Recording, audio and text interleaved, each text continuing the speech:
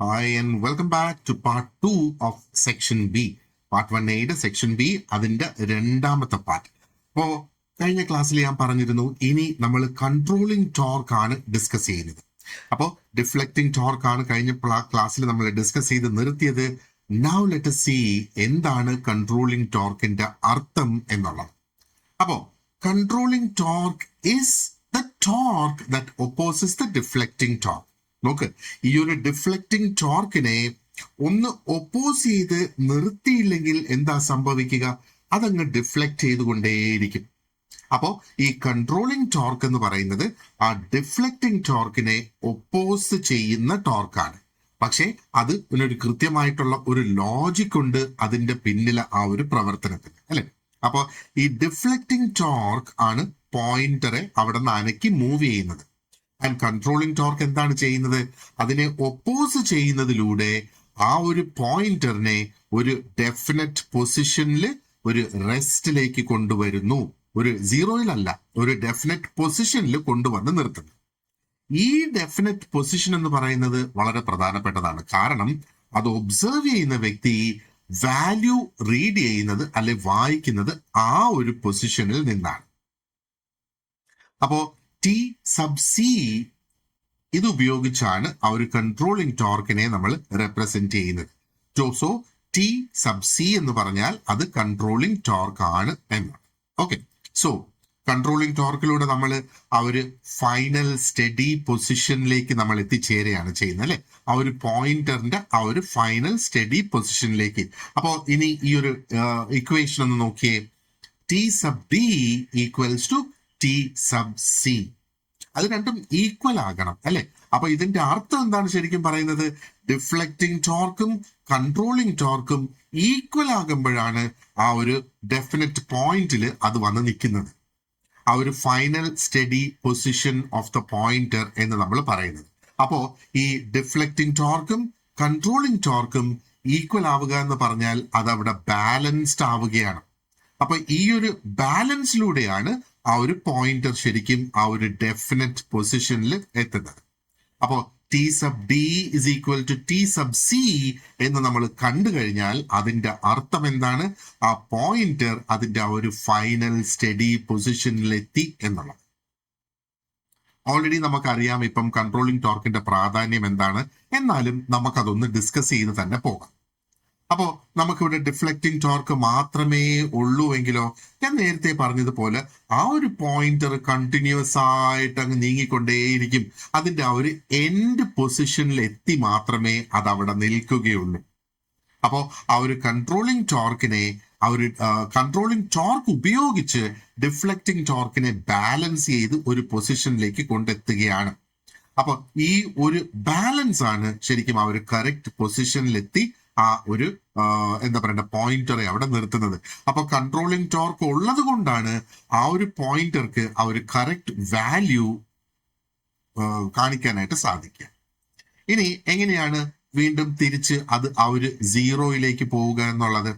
അപ്പോ ഈ കൺട്രോളിംഗ് സിസ്റ്റത്തിന്റെ മറ്റൊരു ഫങ്ഷൻ ആണ് ഈ റിട്ടേൺ ടു സീറോ എന്ന് പറയുന്നത്. അപ്പൊ ഇതെന്താ ചെയ്യുന്നത്?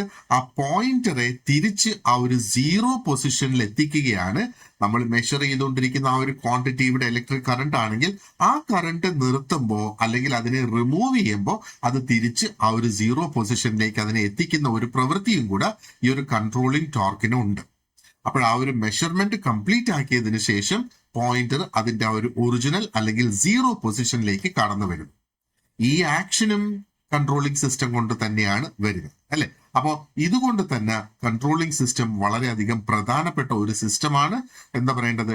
ആ ഒരു ഇൻഡിക്കേറ്റിംഗ് ഇൻസ്ട്രുമെന്റ്സിന്റെ കൃത്യമായ പ്രവർത്തനത്തിൽ. ഇനി നമുക്കൊന്ന് നോക്കാം എന്തൊക്കെ മെത്തേഡ്സിലൂടെയാണ് ആ ഒരു കൺട്രോളിംഗ് ടോർക്ക് അവിടെ പ്രൊഡ്യൂസ് ആകുന്നതെന്ന്. അപ്പൊ തുടക്കത്തിലെ നമ്മൾ ഈ കൺട്രോളിംഗ് ടോർക്ക് എന്ന് പറയുന്നത് ഡിഫ്ലക്റ്റിംഗ് ടോർക്കിന്റെ ഒരു ഒപ്പോസ് ചെയ്യുന്ന ടോർക്കാണെന്ന് പറഞ്ഞപ്പോൾ തന്നെ നമ്മുടെ മനസ്സിൽ വന്നു കാണും എങ്ങനെയാണ് ഈ ഒരു ടോർക്ക് ഇവിടെ പ്രൊഡ്യൂസ്ഡ് ആകുന്നത് എന്നുള്ളത്, അല്ലെ? അപ്പോ രണ്ട് പ്രധാനപ്പെട്ട മെത്തേഡ്സിലൂടെയാണ് ഇതിവിടെ പ്രൊഡ്യൂസ് ആകുന്നത്. ഒന്ന് ഒരു സ്പ്രിംഗ് കൺട്രോൾ മെത്തേഡിലൂടെയും രണ്ടാമത്തത് ഒരു ഗ്രാവിറ്റി കൺട്രോൾ മെത്തേഡിലൂടെയും വരുന്നു. രണ്ട് മെത്തേഡ്സും ഉപയോഗിക്കുന്നത് ആ ഒരു കൺട്രോളിംഗ് ടോർക്ക് പ്രൊഡ്യൂസ് ചെയ്യുന്നതിന് വേണ്ടിയിട്ട് തന്നെയാണ്. പക്ഷേ ഈ രണ്ട് ഡിഫറെന്റ് മെത്തേഡ്സിന്റെയും പ്രവർത്തന രീതി വ്യത്യസ്തമാണ്. നമുക്ക് ഓരോന്നും സെപ്പറേറ്റ് ആയിട്ട് നമുക്കൊന്ന് മനസ്സിലാക്കാം. ആദ്യം let us look at the spring control method. അപ്പോ ഈ സ്പ്രിംഗ് കൺട്രോളിൽ എന്താ ശരിക്കും സംഭവിക്കുന്നത്? ഒന്നോ രണ്ടോ സ്പൈറൽ ആയിട്ടുള്ള സ്പ്രിങ്സ് ആ ഒരു മൂവിങ് സിസ്റ്റത്തിൽ അറ്റാച്ച് ചെയ്ത് വെക്കുന്നു. അപ്പൊ ആ ഒരു പോയിന്റർ ഡിഫ്ലക്ട് ചെയ്യുമ്പം ആ സ്പ്രിംഗ് ശരിക്കും ട്വിസ്റ്റ് ചെയ്യും അല്ലെ. അപ്പൊ ഈ ഒരു ട്വിസ്റ്റിംഗ് ആക്ഷനിലൂടെ ആ സ്പ്രിംഗ് ശരിക്കും ഒരു റിസ്റ്റോറിംഗ് ടോർക്ക് അവിടെ പ്രൊഡ്യൂസ് ചെയ്യുകയാണ് ചെയ്യുന്നത്. ആൻഡ് ഈ ഒരു റിസ്റ്റോറിംഗ് ടോർക്ക് ആണ് അവിടെ ഒരു കൺട്രോളിംഗ് ടോർക്ക് ആയിട്ട് പ്രവർത്തിക്കുന്നത്. And this helps control the movement of the pointer. And ആ ഒരു പോയിന്റർ ഒരു പ്രോപ്പർ ആയിട്ടുള്ള ഒരു പൊസിഷനിലേക്ക് എത്തി നിൽക്കുന്നു. ഇനി നമുക്ക് നോക്കാം ആ ഒരു കൺട്രോളിംഗ് ടോർക്കും ഡിഫ്ലക്ഷനുമായിട്ടുള്ള ആ ഒരു ബന്ധം, അല്ലെങ്കിൽ വാട്ട് ഇസ് ദ റിലേഷൻ എന്നുള്ളത് ക്വിക്ക് ആയിട്ട് നമുക്കൊന്ന് നോക്കാം. ഓക്കെ, അപ്പൊ ഇവിടെ വളരെ ഇമ്പോർട്ടന്റ് ആയിട്ടുള്ള ഒരു റിലേഷൻ ആണ് നമുക്ക് ഇവിടെ കാണാൻ കഴിയുന്നത്. അപ്പൊ T sub C is directly proportional to theta എന്നുള്ള ആ ഒരു റിലേഷൻ ആണ് നമ്മൾ ഇവിടെ കാണുന്നത്. അപ്പൊ ഇവിടെ ടി സബ് സി ആണ് ആ ഒരു കൺട്രോളിംഗ് സിസ്റ്റത്തിന്റെ ടോർക്ക് എന്ന് പറയുന്നത്. ആൻഡ് ഈ തീറ്റ ഇവിടെ ഇൻഡിക്കേറ്റ് ചെയ്യുന്ന എന്താണ്? ആ ഡിഫ്ലക്ഷന്റെ ആംഗിൾ ആണ് ഇൻഡിക്കേറ്റ് ചെയ്യുന്നത് അല്ലെ. അപ്പൊ ആ ഒരു ഡിഫ്ലക്ഷൻ ഒരു ആംഗിളിലാണ് അത് മൂവ് ചെയ്യുന്നത്. അപ്പൊ ആ ഒരു ആംഗിൾ ഓഫ് ഡിഫ്ലക്ഷൻ ആണ് അത് കാണിക്കുന്നത്. ഈ ഒരു relation directly proportional to the angle of deflection എന്ന് പറയുമ്പോൾ നമ്മൾ എന്താണ് ഇതിൽ നിന്ന് മനസ്സിലാക്കേണ്ടത്? ആ കൺട്രോളിംഗ് ടോർക്ക് ആ ഒരു ഡിഫ്ലക്ഷൻ മാറുന്നതനുസരിച്ച് ആ ഒരു കൺട്രോളിംഗ് ടോർക്കും ചേഞ്ച് ആകും ഇൻ ഡയറക്റ്റ് പ്രൊപ്പോർഷൻ. അപ്പൊ എന്തുമാത്രം കൺട്രോളിംഗ് ടോർക്ക് ചേഞ്ച് ആയോ അത്രയും തന്നെ ആംഗിൾ ഓഫ് ഡിഫ്ലക്ഷൻ അവിടെ ചേഞ്ച് ആകും എന്നുള്ളത്.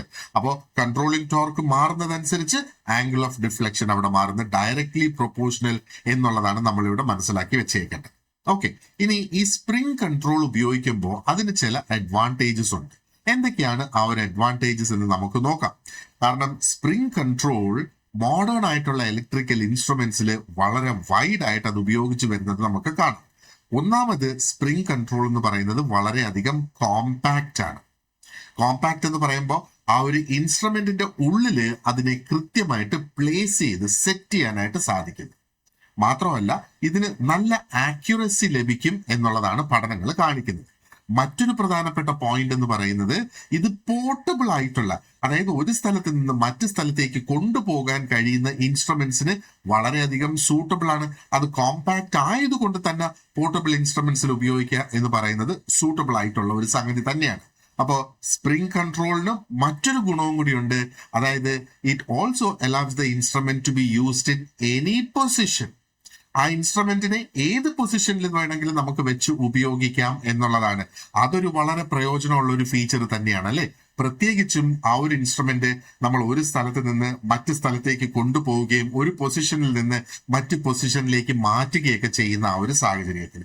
അപ്പൊ സ്പ്രിംഗ് കൺട്രോൾ ആണ് ഒരുപാടധികം മോഡേൺ ആയിട്ടുള്ള ഇലക്ട്രിക്കൽ ഇൻസ്ട്രുമെന്റ്സിൽ എന്താ പറയേണ്ടത്, പ്രിഫർ ചെയ്യപ്പെടുന്ന ഒരു കൺട്രോൾ സിസ്റ്റം. ഇനി ഈ സ്പ്രിങ്സിന്റെ ഒരു ഡബിൾ ഫങ്ഷൻ ഉണ്ട്. എന്താണ് സ്പ്രിങ്ങിന്റെ ഈ ഒരു ഡബിൾ ഫങ്ഷൻ എന്ന് പറയുന്നത്? ഇത് മറ്റൊരു പോയിന്റ് നമ്മൾ ഓർത്ത് വെക്കേണ്ടതാണ് അല്ലെ. ഈ സ്പ്രിങ്ങുകൾ പലപ്പോഴും രണ്ട് ഫങ്ഷൻസ് ആണ് ഒരേ സമയം ചെയ്യുന്നത്.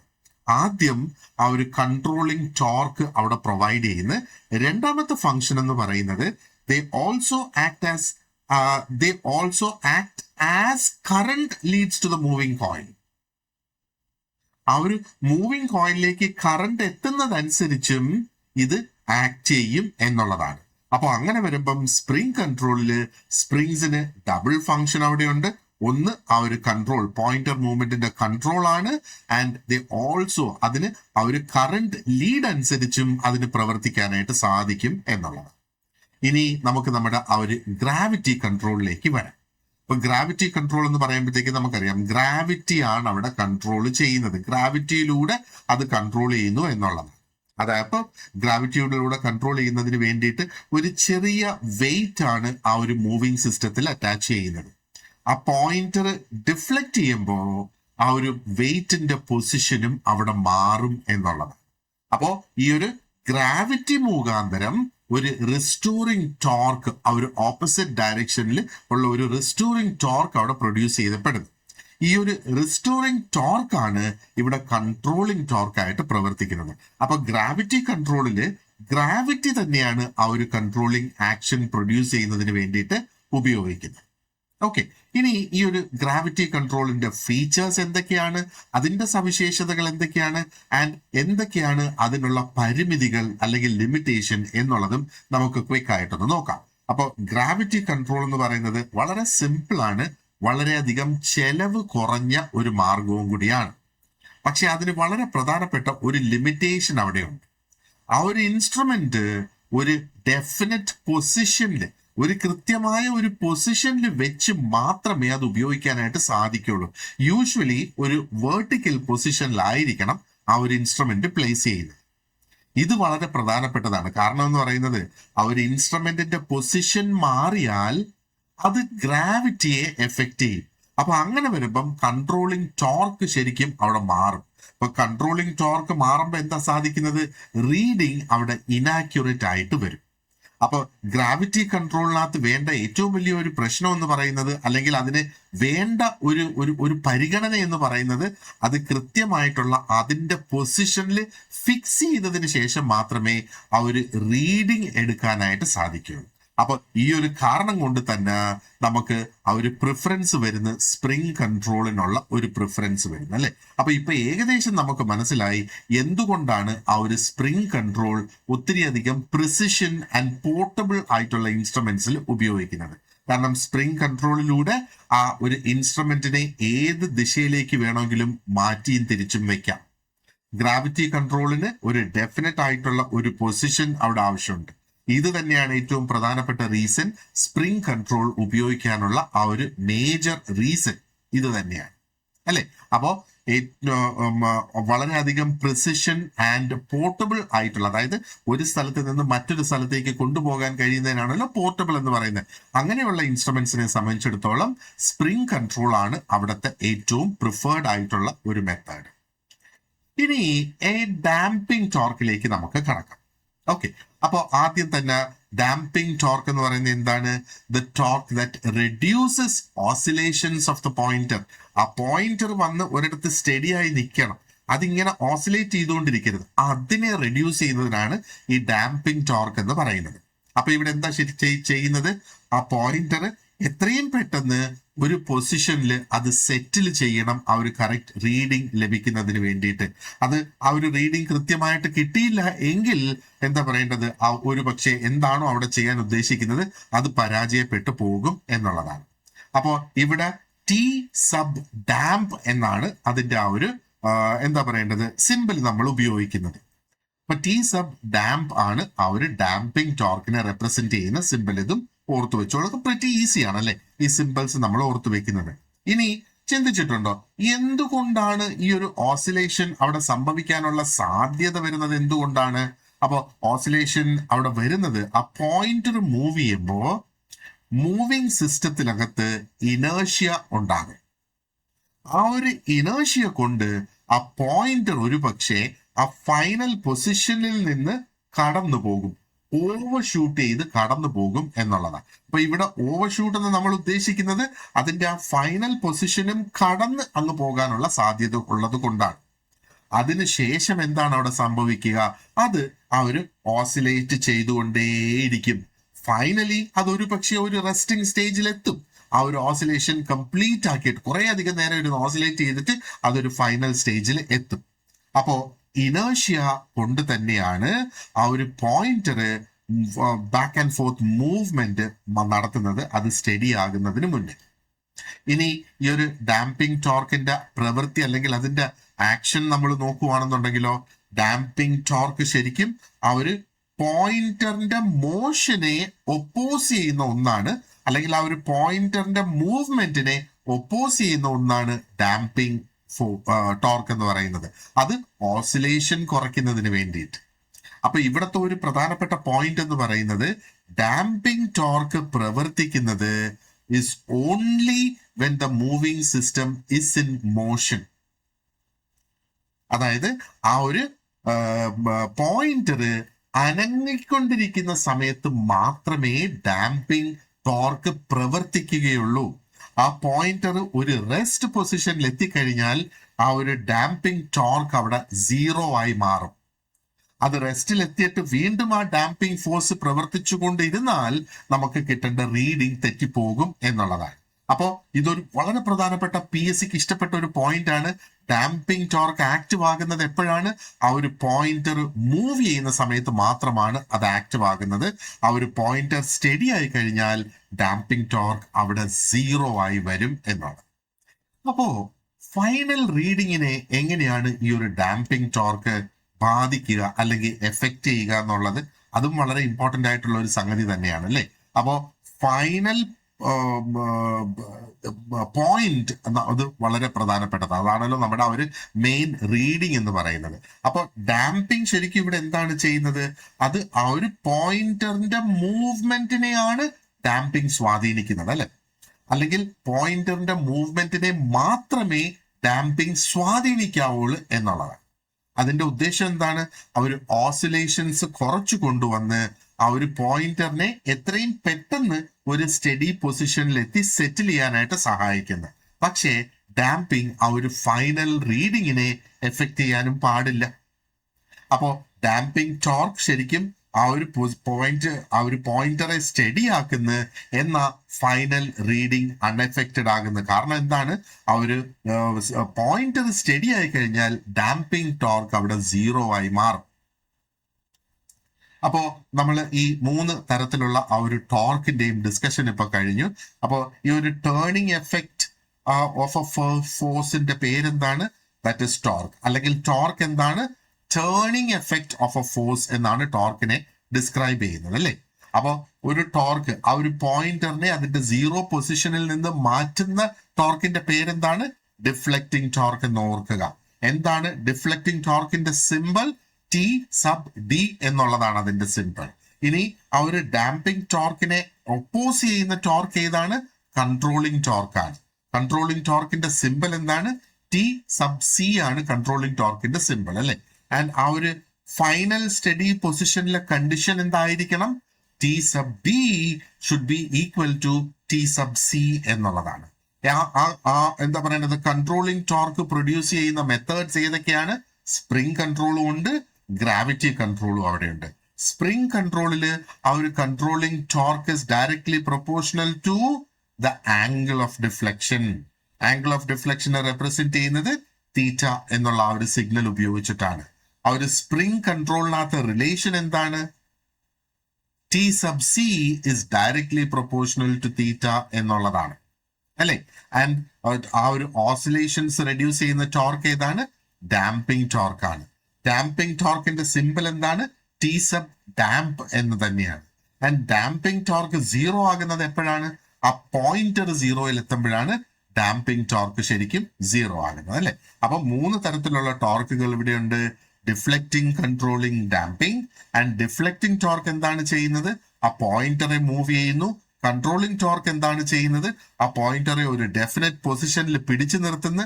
ആൻഡ് ഡാമ്പിംഗ് ടോർക്ക് എന്താണ് ചെയ്യുന്നത്? ഓസിലേഷൻസ് അവിടെ കുറച്ചു കൊണ്ടുവരുന്നു എന്നാണ്.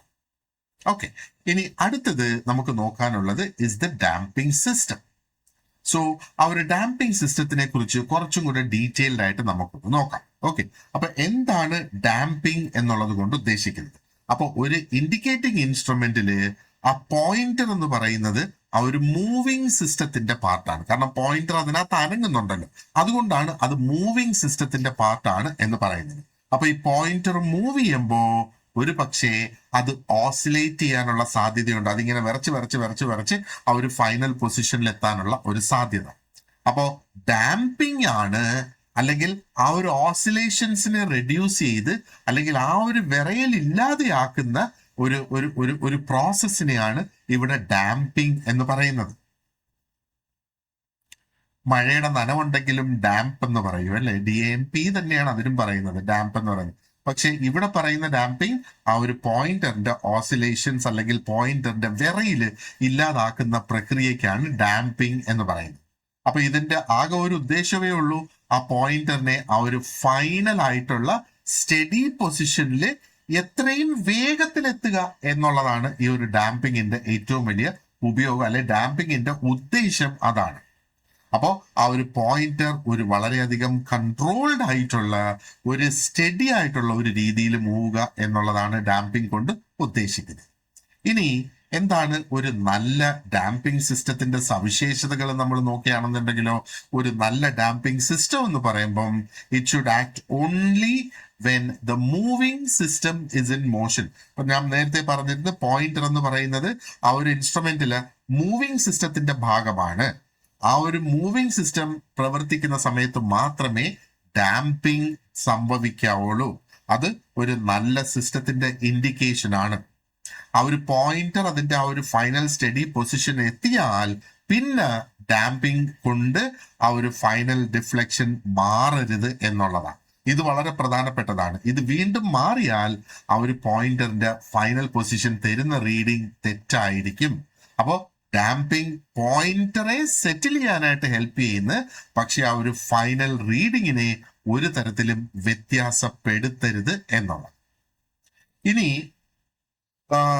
മറ്റ് ഒരു കോൺസെപ്റ്റ് നമുക്ക് ഡിസ്കസ് ചെയ്യാം, അതായത് എയർ ഫ്രിക്ഷൻ ഡാമ്പിംഗ്. അപ്പൊ എന്താണ് ഈ ഒരു എയർ ഫ്രിക്ഷൻ ഡാമ്പിംഗ് എന്നുള്ളത് നമുക്ക് നോക്കാം. So this is a method of damping എന്നുള്ളതാണ്. അപ്പൊ ഈ ഒരു എയർ ഫ്രിക്ഷൻ മെത്തേഡിന് ഒരു light vane is attached to the moving system. ഒരു ചെറിയ ഒരു വെയിൻ ആ ഒരു മൂവിംഗ് സിസ്റ്റത്തിൽ അറ്റാച്ച് ചെയ്യും. ഈ vane moves inside an air chamber. ഒരു എയർ ചേംബറിന്റെ ഉള്ളിലാണ് ഈ ഒരു വെയിൻ മൂവ് ചെയ്യുന്നത്. അപ്പൊ ഈ വെയിൻ മൂവ് ചെയ്യുക അല്ലെ അനങ്ങുന്ന അനുസരിച്ച് ആ ഒരു ചേംബറിന്റെ ഉള്ളിലുള്ള എന്താ പറയേണ്ടത്, ഉള്ളിലുള്ള എയറിലൂടെ ഒരു റെസിസ്റ്റൻസ് അവിടെ ക്രിയേറ്റ് ചെയ്യപ്പെടും. ആ ഒരു മോഷന് ഒരു റെസിസ്റ്റൻസ് അവിടെ ഉണ്ടാകുന്നത്. ഈ ഒരു റെസിസ്റ്റൻസ് ആണ് ഈ എയർ ഫ്രിക്ഷൻ ഡാമ്പിങ്ങിലൂടെ ആ ഒരു എന്താ പറയേണ്ടത് ഡാമ്പിംഗ് ടോർക്ക് അവിടെ പ്രൊഡ്യൂസ് ചെയ്യുന്നത്.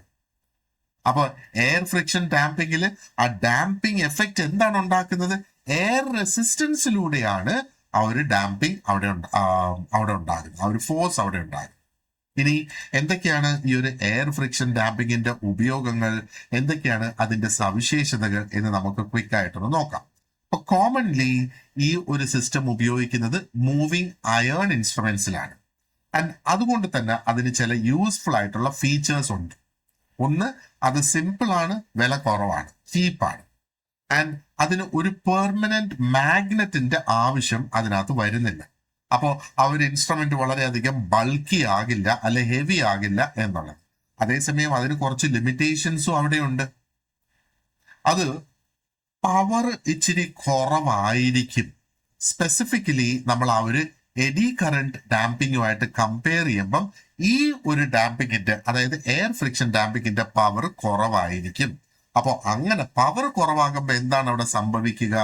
അതിന്റെ ആ ഒരു എയർ കണ്ടീഷൻസിൽ എന്തെങ്കിലും മാറ്റം സംഭവിച്ചാൽ ആ ഒരു ഫൈനൽ റീഡിങ്ങിനെ അത് എഫക്റ്റ് ചെയ്യും എന്നുള്ളതാണ്, അല്ലെ? അപ്പോൾ എയർ ഫ്രിക്ഷൻ ഡാമ്പിംഗ് വളരെ സിമ്പിൾ ആണ്, എക്കണോമിക്കൽ ആണ്, പക്ഷെ അതിന്റെ ഡാമ്പിംഗ് എഫക്റ്റ് കമ്പാരിറ്റീവ്ലി പവർ കുറഞ്ഞതാണ്. ഇനി മറ്റൊരു മെത്തേഡ് എന്ന് പറയുന്നത് is the fluid friction damping. അപ്പൊ ഈ ഒരു മെത്തേഡില് വീണ്ടും ഒരു വെയിൻ അല്ലെങ്കിൽ ഒരു ഡിസ്ക് ആണ് ശരിക്കും ഒരു വിസ്കസ് ആയിട്ടുള്ള ഒരു ലിക്വിഡിൽ മൂവ് ചെയ്യുന്നത്. അപ്പോൾ ആ ഒരു ഡിസ്ക് അല്ലെങ്കിൽ ആ ഒരു വെയിൻ മൂവ് ചെയ്യുന്ന അനുസരിച്ച് ആ ലിക്വിഡ് വീണ്ടും അവിടെ റെസിസ്റ്റൻസ് ഉണ്ടാക്കുന്ന ആ ഒരു മോഷന്. ഈ റെസിസ്റ്റൻസ് ആണ് ഇവിടെ ഡാമ്പിംഗ് പ്രൊഡ്യൂസ് ചെയ്യുന്നത്. അപ്പോൾ ഫ്ലൂയിഡ് ഫ്രിക്ഷൻ ഡാമ്പിങ്ങില് ആ ഒരു ഡാമ്പിംഗ് എഫക്റ്റ് പ്രൊഡ്യൂസ്ഡ് ആകുന്ന എങ്ങനെയാണ്? ആ ഒരു ഫ്ലൂയിഡിന്റെ റെസിസ്റ്റൻസ് കൊണ്ട് അവിടെ പ്രൊഡ്യൂസ്ഡ് ആണ്. ഇനി എന്തൊക്കെയാണ് ഈ ഫ്ലൂയിഡ് ഫ്രിക്ഷൻ ഡാമ്പിങ്ങിന്റെ ഫീച്ചേഴ്സും അതിന്റെ ലിമിറ്റേഷൻസും നമുക്ക് നോക്കാനാണെങ്കിലോ, ഈ ഒരു മെത്തേഡ് വളരെയധികം സ്മൂത്ത് ആയിട്ടുള്ള ഒരു ഡാമ്പിംഗ് പ്രൊവൈഡ് ചെയ്യും. കാരണം ഫ്ലൂയിഡ് ആണല്ലോ അതിനകത്ത് ഉപയോഗിക്കുന്ന ആ ഒരു സിസ്റ്റം എന്നുള്ളത്. പക്ഷേ ഇലക്ട്രിക്കൽ ഇൻസ്ട്രുമെന്റ് ഇൻഡിക്കേറ്റിംഗ് ഇൻസ്ട്രുമെന്റ്സിൽ ഇത് വളരെ അധികം ഉപയോഗിക്കാറില്ല. കാരണം അതിനകത്ത് ഉപയോഗിക്കുന്ന ആ ഒരു ലിക്വിഡ് ഒരു പക്ഷേ ലീക്ക് ആവുകയോ അല്ലെങ്കിൽ ഇവാപറേറ്റ് ചെയ്യുകയോ ചെയ്യാം. അതേപോലെ അതിന്റെ വിസ്കോസിറ്റി മാറാനുള്ള സാധ്യതയുണ്ട് വിത്ത് ടെമ്പറേച്ചർ. അപ്പൊ ഇങ്ങനെയുള്ള സംഗതികൾ സംഭവിക്കുമ്പോൾ ആ ഒരു ഇൻസ്ട്രുമെന്റിന്റെ പെർഫോമൻസിനെ തന്നെ അത് സ്വാധീനിക്കും എന്നുള്ളത്. അപ്പോ ഫ്ലൂയിഡ് ഫ്രിക്ഷൻ ഡാമ്പിംഗ് വളരെ സ്മൂത്ത് ആയിട്ടുള്ള ഒരു ഡാമ്പിംഗ് അത് ക്രിയേറ്റ് ചെയ്യും. പക്ഷേ ഒത്തിരി അധികം പ്രാക്ടിക്കൽ ഇഷ്യൂസ് അതിനകത്തുണ്ട്. കാരണം അത് ലിക്വിഡ്സിന്റെ സവിശേഷതകൾ തന്നെയാണ് ഇതിനകത്ത് കൊണ്ടുവരുന്ന ആ ഒരു പ്രാക്ടിക്കൽ ഡിഫിക്കൽട്ടീസ് എന്നുള്ള. അപ്പോ ഒത്തിരി അധികം കോമൺ അല്ല ആ ഒരു മോഡേൺ ഇൻഡിക്കേറ്റിംഗ് ഇൻസ്ട്രുമെന്റ്സിനകത്ത് ഈ ഒരു ഫ്ലൂയിഡ് ഫ്രിക്ഷൻ എന്ന് പറയുന്നത്. ഇപ്പൊ നേരത്തെ ഞാൻ പറഞ്ഞിരുന്നു എഡി കറന്റ് ഡാമ്പിംഗ് എന്നുള്ളത്. അപ്പൊ എന്താണ് ഈ ഒരു എഡി കറന്റ് ഡാമ്പിംഗ് എന്നുള്ളത്? ഇത് നമുക്ക് വേണമെങ്കിൽ പറയാം one of the most effective damping methods ആണ് എഡി കറന്റ് ഡാമ്പിംഗ് എന്ന് പറയുന്നത്. അപ്പൊ ഈ ഒരു മെത്തേഡില് ഒരു കണ്ടക്ടിങ് ഡിസ്ക് അല്ലെങ്കിൽ ഒരു അലുമിനിയം ഫോമർ അവിടെ ഉപയോഗിക്കുന്നത്. ആൻഡ് അതൊരു മാഗ്നറ്റിക് ഫീൽഡിലാണ് അത് നീങ്ങുന്നത്. അപ്പോ ആ ഒരു കണ്ടക്ടർ ആക്ച്വലി മാഗ്നറ്റിക് ഫ്ലക്സിനെ കട്ട് ചെയ്യുന്നതനുസരിച്ച് എഡി കറന്റ് അവിടെ ഇൻഡ്യൂസ്ഡ് ആകുന്നു എന്നുള്ളതാണ്. അപ്പോ ഇവിടുത്തെ ആ ഒരു ലോ എന്താണെന്നുള്ളത് നമ്മൾ നോക്കണം. അതായത് ലെൻസസ് ലോ ആണ് ഇവിടെ ആപ്ലിക്കബിൾ ആകുന്നത്. അപ്പോ ആ ലെൻസസ് ലോ അനുസരിച്ച് eddy currents oppose the motion that produces them. ഇപ്പൊ എഡി കറന്റ് തന്നെ ആ എഡി കറന്റിനെ പ്രൊഡ്യൂസ് ചെയ്യുന്ന മോഷൻ ഏതാണോ ആ മോഷനെ തന്നെ അത് ഒപ്പോസ് ചെയ്യുന്നു എന്നുള്ളതാണ്. അപ്പൊ ഈ ഒരു ഒപ്പോസിങ് ആക്ഷൻ ശരിക്കും അവിടെ ഈ ഡാമ്പിംഗ് ടോർക്ക് ക്രിയേറ്റ് ചെയ്യും. അപ്പോ എഡി കറന്റ് ഡാമ്പിങ്ങിനകത്ത് ആ ഒരു ഡാമ്പിംഗ് എഫക്റ്റ് ഉണ്ടാകുന്നത് തന്നെ എങ്ങനെയാണ്? ആ ഒരു എഡി കറന്റിന്റെ ആ ഒരു ഒപ്പോസിങ് ഫോഴ്സ് മുഖാന്തരമാണ്. ഇപ്പൊ മനസ്സിലായല്ലേ? ആ ഒരു കാരണം കൊണ്ട് തന്നെയാണ് അത് ഏറ്റവും അധികം ഉപയോഗപ്രദമാകുന്നത്. അപ്പോ എന്താ പറയണ്ടേ, PMMC ഇൻസ്ട്രുമെന്റ്സിൽ ആ ഒരു എഡി കറന്റിന്റെ ഡാമ്പിംഗ് എങ്ങനെയാണ് എന്ന് നമുക്ക് ക്വിക്ക് ആയിട്ടൊന്ന് നോക്കാം. ഇത് ഞാൻ നേരത്തെ പറഞ്ഞതുപോലെ ഈ ഒരു പെർമനന്റ് മാഗ്നറ്റ് മൂവിംഗ് കോയിൽ ഇൻസ്ട്രുമെന്റ്സിലാണ് ഇത് ഏറ്റവും കൂടുതലായിട്ട് ഉപയോഗിച്ചു വരുന്നത്. അപ്പൊ ഇത്തരത്തിലുള്ള ഇൻസ്ട്രുമെന്റ്സിൽ ആ സെയിം പെർമനന്റ് ആയിട്ടുള്ള മാഗ്നറ്റ് ഉണ്ടല്ലോ, അത് തന്നെയാണ് അവിടെ ആ ഒരു ഡിഫ്ലക്റ്റിംഗ് ടോർക്കും പ്രൊഡ്യൂസ് ചെയ്യുന്നത്. അപ്പൊ ഇതേ പെർമനന്റ് മാഗ്നറ്റിന് ആ ഒരു എന്താ പറയണ്ട ഡാമ്പിങ്ങും നൽകാനായിട്ട് സാധിക്കും എന്നുള്ളതാണ്. അപ്പൊ പെർമനന്റ് അല്ലെങ്കിൽ PMMC കോയിൽ ഇൻസ്ട്രുമെന്റ്സിനകത്ത് നമ്മൾ നോക്കിയാൽ ആ പെർമനന്റ് മാഗ്നറ്റിന് ഒരു വളരെ പ്രധാനപ്പെട്ട റോൾ ഉണ്ടല്ലേ. ഒന്ന് ആ ഡിഫ്ലക്റ്റിംഗ് ടോർക്ക് ക്രിയേറ്റ് ചെയ്യുന്നതിനകത്തും അതേപോലെ ഡാമ്പിംഗ് ക്രിയേറ്റ് ചെയ്യുന്നതിനകത്തും ഇത് വളരെയധികം ഇമ്പോർട്ടന്റ് ആണ്. ഇനി എന്തൊക്കെയാണ് ഇതിന്റെ ആ ഒരു സവിശേഷതകളും അതിന്റെ ലിമിറ്റേഷൻസും എന്ന് നമുക്കൊന്ന് നോക്കാം. അപ്പോ ഫീച്ചേഴ്സിന്റെ കാര്യം പറയാനാണെന്നുണ്ടെങ്കിൽ അത് വളരെ ക്വിക്ക് ആണ്, എഫക്റ്റീവ് ആണ് ആൻഡ് ഒത്തിരി അധികം റിലയബിൾ ആണ്. പക്ഷെ ഒരു പ്രധാനപ്പെട്ട ഒരു ലിമിറ്റേഷൻ ഇവിടെയുണ്ട്. ജനറലി ആ ഒരു ഓർഡിനറി ആയിട്ടുള്ള മൂവിംഗ് അയൺ ഇൻസ്ട്രുമെന്റ്സിന് ഇത് അൺസൂട്ടബിൾ അല്ലെങ്കിൽ സൂട്ടബിൾ അല്ല. അതിന്റെ റീസൺ എന്ന് പറയുന്നത് എഗെയിൻ ആ ഒരു പെർമനന്റ് മാഗ്നറ്റ് തന്നെയാണ് അതിന് കാരണമായിട്ട് വരുന്നത്. കാരണം അതിന്റെ ആ ഒരു ഓപ്പറേറ്റിംഗ് മാഗ്നറ്റിക് ഫീൽഡിനെ ഇതിന്റെ പെർമനന്റ് മാഗ്നറ്റ് സ്വാധീനിക്കും എന്നുള്ളതാണ്. അപ്പോ ഈ ഒരു എഡി കറന്റ് ഡാമ്പിംഗ് എന്ന് പറയുന്നത് വളരെ എഫക്റ്റീവ് ആണ്. പക്ഷെ അതിന്റെ ഉപയോഗം ശരിക്കും ആ ഒരു ടൈപ്പ് ഓഫ് ഇൻസ്ട്രുമെന്റ് അനുസരിച്ച് അത് മാറും തിരിയും എന്നുള്ളതാണ്. Now let us look at the degrees of damping. എന്താണ് ഡിഗ്രീസ് ഓഫ് ഡാമ്പിംഗ് എന്നുള്ളത് കൊണ്ട് ഉദ്ദേശിക്കുന്നത്? ഈ ഒരു ഡാമ്പിംഗ് കണ്ടീഷൻ, ഒരു ഇൻഡിക്കേറ്റിംഗ് ഇൻസ്ട്രുമെന്റിന്റെ ഡാമ്പിംഗ് കണ്ടീഷനെ നമുക്ക് 3 ടൈപ്സ് ആയിട്ട് ക്ലാസിഫൈ ചെയ്യാം. അതായത് ഒന്ന് under damned, 2 over damned and critically damned എന്ന 3 തരത്തിൽ അല്ലെങ്കിൽ 3 ക്ലാസിഫിക്കേഷൻസ് നമുക്ക് കൊടുക്കാം. അപ്പൊ ഈ ടേംസ് അല്ലെങ്കിൽ ഈ പേരുകൾ, ഈ വാക്കുകൾ ഡിസ്ക്രൈബ് ചെയ്യുന്നത് ആ ഒരു പോയിന്റർ അതിന്റെ ഫൈനൽ റീഡിംഗ് എത്തുന്നതിന് മുന്നേ പോയിന്റർ എങ്ങനെയാണോ ബിഹേവ് ചെയ്യുന്നത് അതിനെ അടിസ്ഥാനപ്പെടുത്തിയിട്ടാണ് ഇത് വരിക.